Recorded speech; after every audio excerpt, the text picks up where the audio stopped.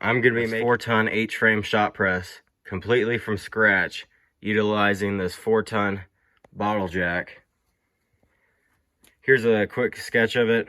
I want to make it 18 inches between the rails so you can fit some decent sized stuff in there, and then 30 inches of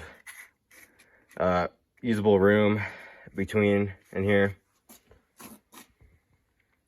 Here's the bottle jack. It'll operate here, and then when you're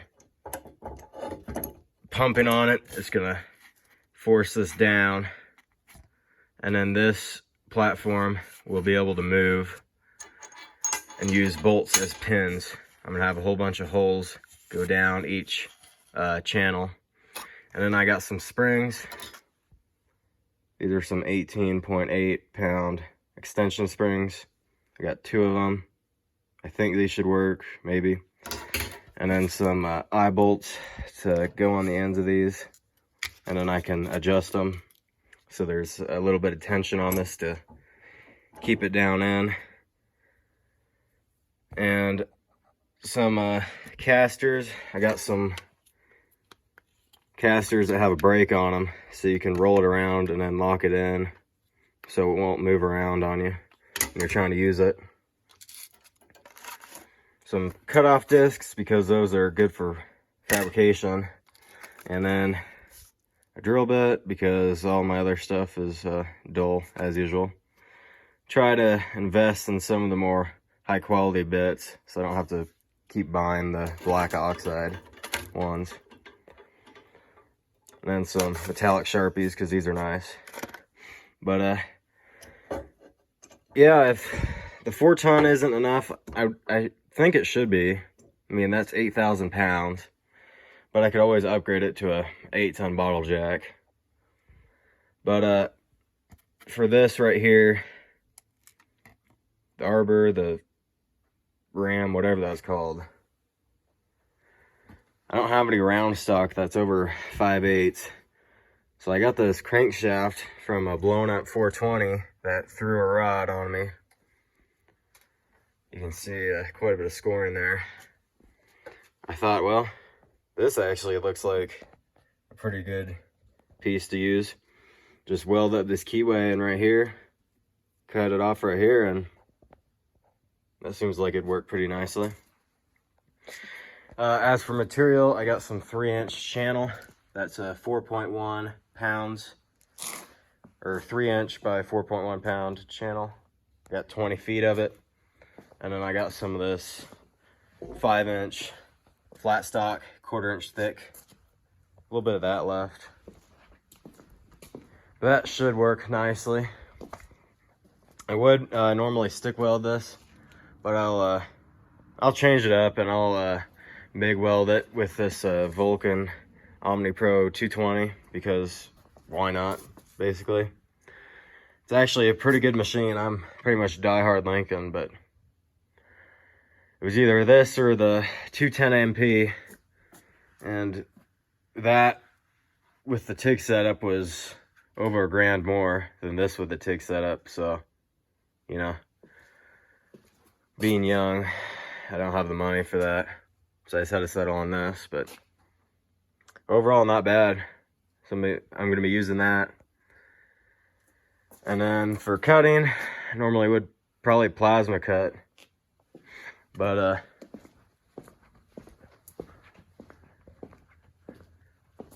I'll also use the torch, because why not burn through the expensive fuel gas and oxygen? Because why not? And it is more fun. So I'll be using the torch to cut out everything that I won't be cutting with the grinder, pretty much. And the main purpose of this is so I can press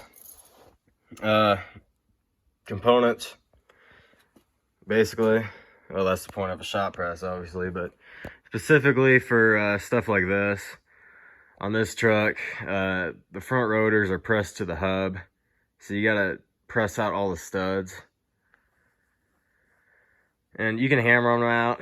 I've hammered them out, and then use a lug nut and a spacer and then just tighten it so it'll pull it back. But it's kind of a pain doing that, so it'd be nice to have a press that I can use for this truck, or the 77 Ford out there on the rear where the brake drum is pressed onto the hub. You also got to press out the studs on that too. So you know, should be a nice project to make and pretty useful to have, I would say. So yeah.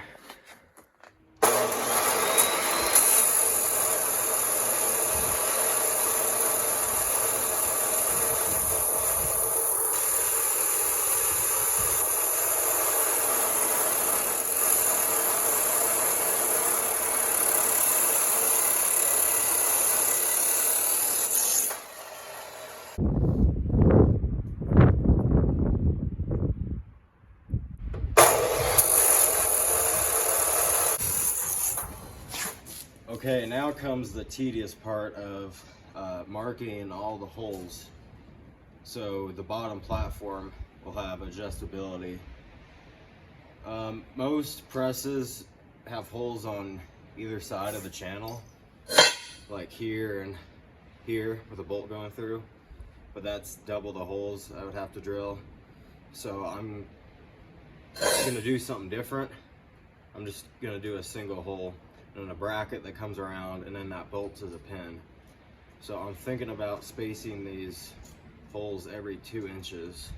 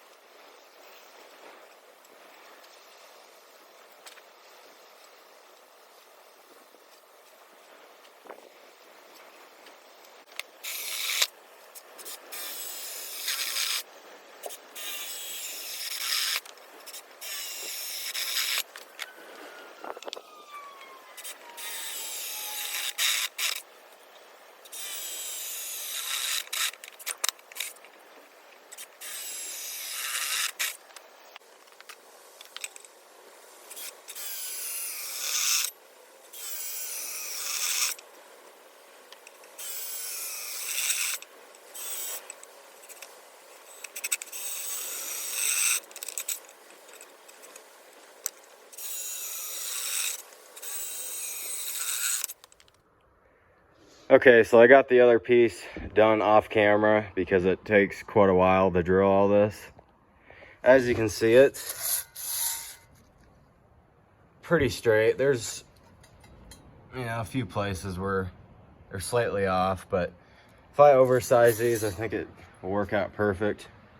But got all the holes drilled, and yeah. Okay, I got the frame rails sitting parallel with 18 inches between them on the floor here.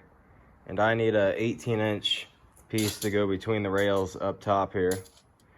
And then down here, I need to account for each of these, which is 1 3/8.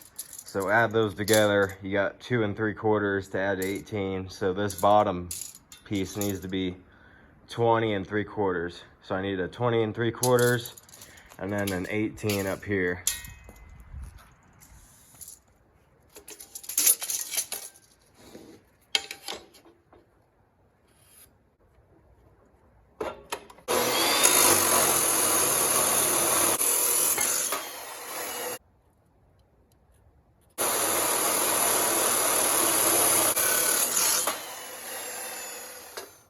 Okay, here's the bottom of it, and then the top and the bottle jack. The top of it's gonna get forced up into this, which will make it force down. And to beef this up a little bit, because on this bottle jack, you got a contact area of about that, about 1 inch or so. So to beef this up a little bit, I got just a piece of 1/2 inch plate here that fits, and then I beveled the edges a little bit for it to go down in there. And I'm just gonna try to center this up pretty good and weld it in. If I can do this one-handed here.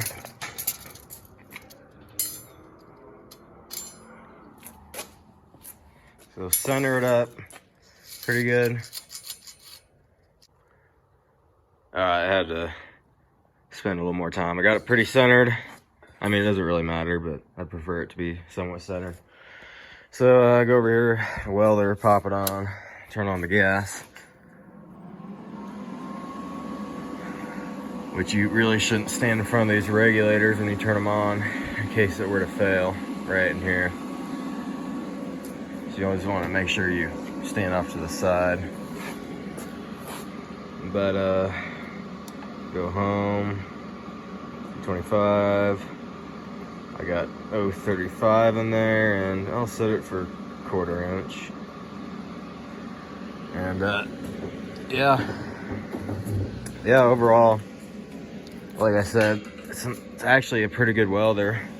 I got the TIG set up for it and everything. I got an 80 cubic foot argon bottle and this 125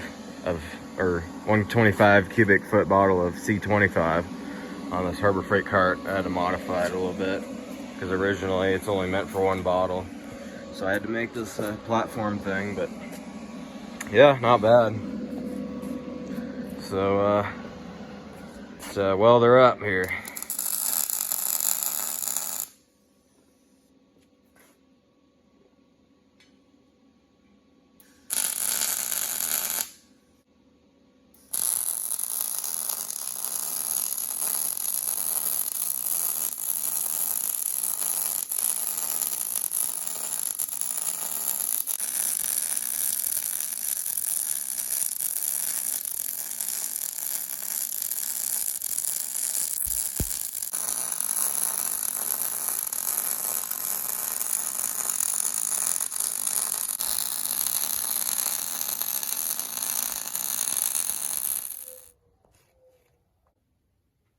Okay, so I moved it over here where the concrete is somewhat level, even though over here it's still not that great, but it seems like this is the best spot, I guess.